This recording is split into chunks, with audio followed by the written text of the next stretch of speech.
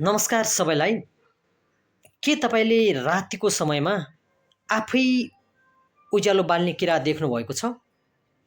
पक्कै पनि तपाईँहरूले उज्यालो बाल्ने किरा देख्नुभएको होला।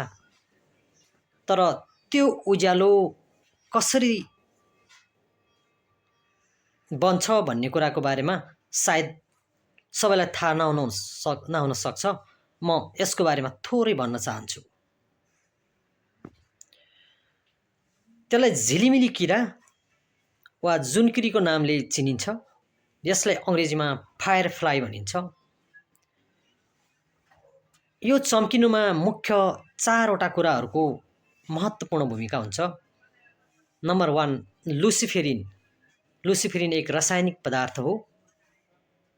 दोस्रो, लुसिफेरेज, यो एउटा एन्जाइम हो। तेस्रोमा अक्सिजन र चौथोमा एटिपी। यो जब त्यो 4वटै कुराहरूको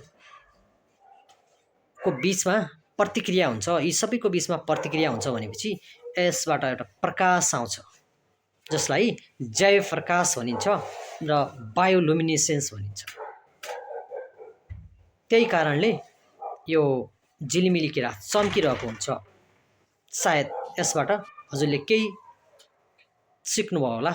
धन्यवाद।